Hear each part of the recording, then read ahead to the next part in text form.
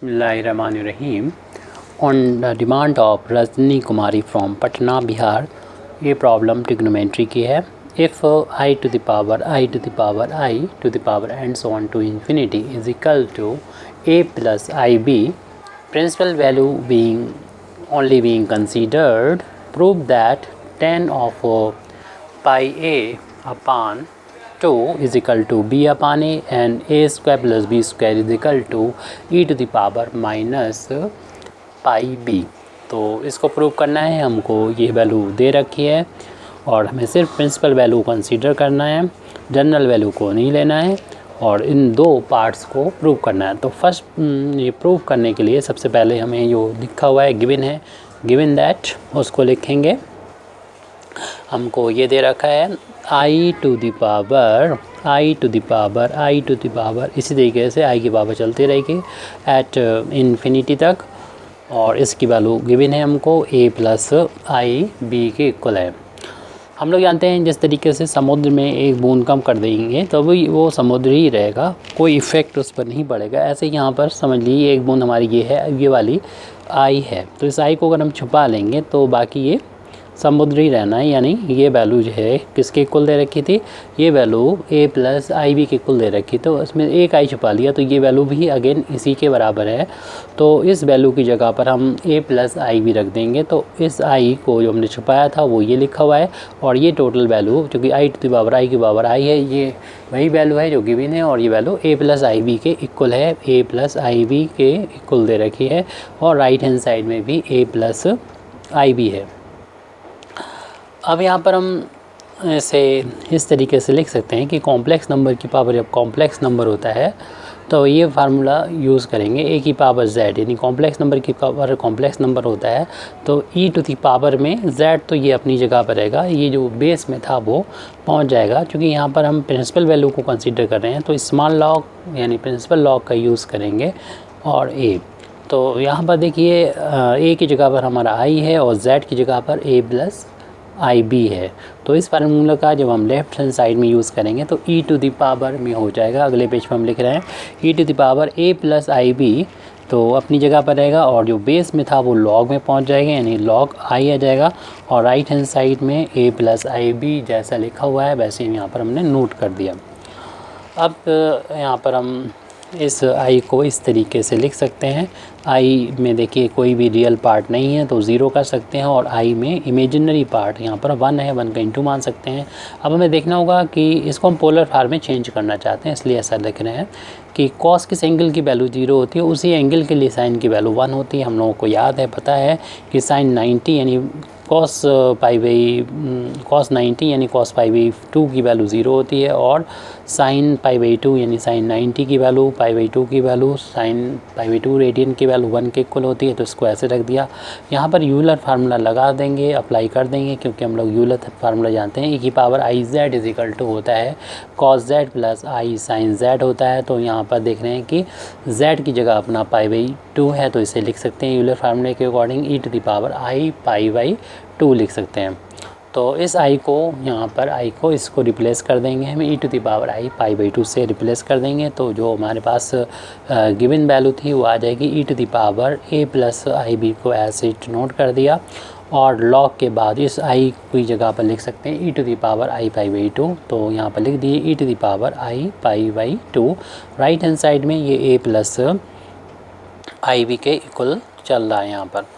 और हम लोग जानते हैं लॉग में log m to the power n होती है तो जो पावर होती है वो आगे मल्टीप्लाई कर जाती है तो n लॉग m हो जाएगा. तो इस फार्मूले का हम यहाँ पर यूज़ करेंगे तो इससे ये पावर जो होगी वो आगे मल्टीप्लाई कर जाएगी. तो a प्लस आई बी और इसमें पावर i पाई बाई 2 आगे जाएगी और लॉग e यहाँ पर बेस जो है वो e के इक्वल है. ये value a plus i b के इक्वल आ चुकी है. और हम जानते हैं जो बेस होता है वही लॉग की वैल्यू निकालना होती है, दोनों सेम होते हैं, मीन्स लॉग m बेस भी m है तो इसकी वैल्यू 1 के इक्वल होती है, तो इसलिए हम इसकी जगह पर 1 कर देंगे। तो e to the power a plus i b into i pi by 2 into 1 कर देंगे। राइट हैंड साइड में a प्लस आई बी है, नोट इसमें कोई भी चेंज नहीं किया है। इस ब्रैकेट को ओपन करेंगे, आई पाई बाई 2 का अंदर मल्टीप्लिकेशन a में हो जाएगा और आई बी में हो जाएगा, तो e की पावर आ जाएगी आई इंटू पाई a बाई 2, और इसका इंटू जब इसमें होगा तो i इंटू आई स्क्वायर होता है, आई इंटू आई स्क्वायर होता है, और ये पाई b अपान 2 हो जाएगा, और ये वैल्यू चल रही है a plus i b equal right hand side में नो चेंज।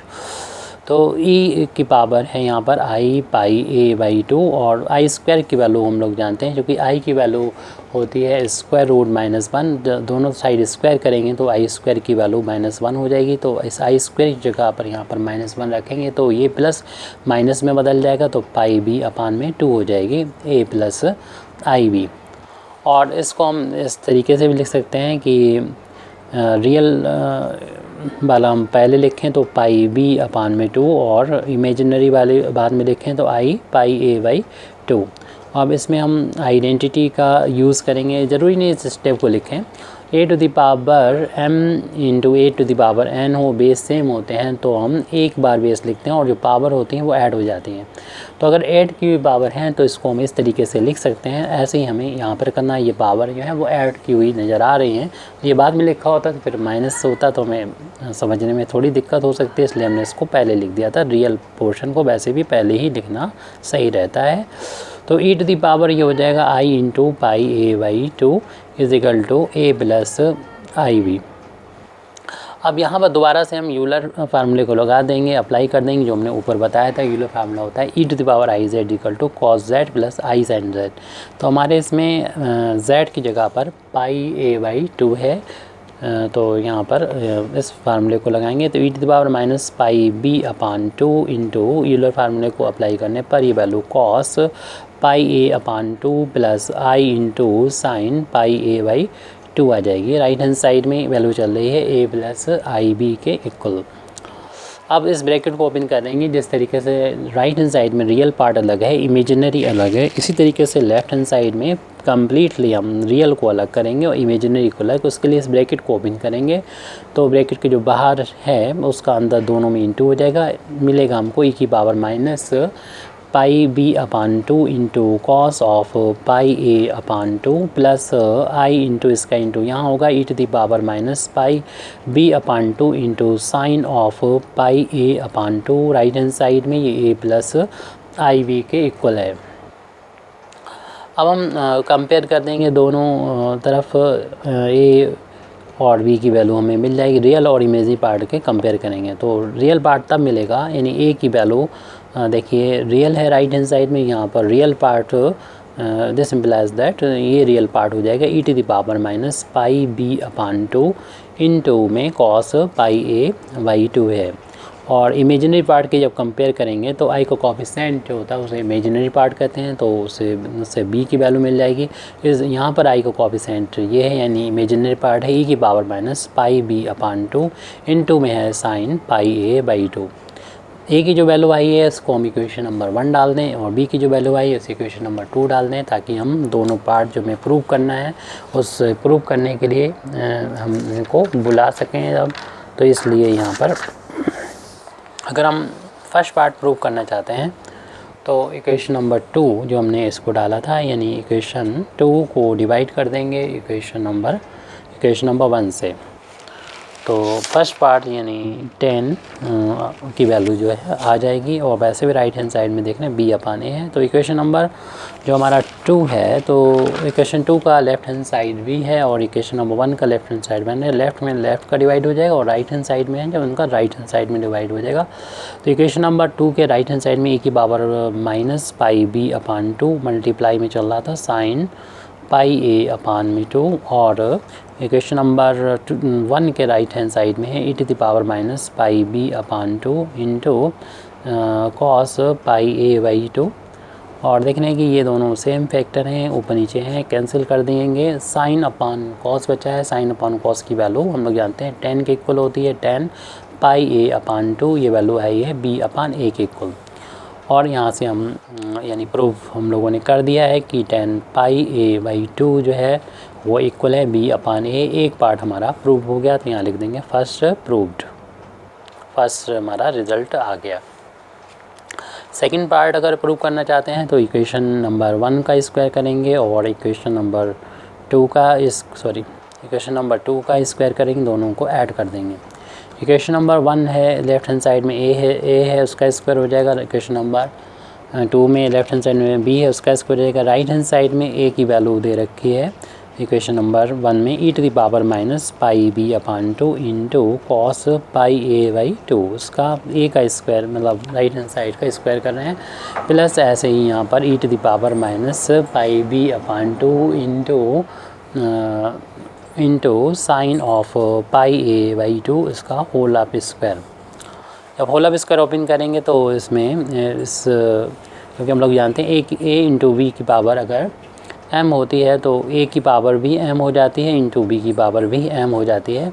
तो इस फार्मूले का यहाँ यूज़ करेंगे तो e to the power minus pi b upon 2 की पावर भी 2 हो जाएगी और cos की पावर भी 2 हो जाएगी पाई ए बाई 2। इसी तरीके से यहाँ पर e to the power minus pi b upon 2 का भी स्क्वायर हो जाएगा और साइन का भी स्क्वायर हो जाएगा, sign square pi a by 2।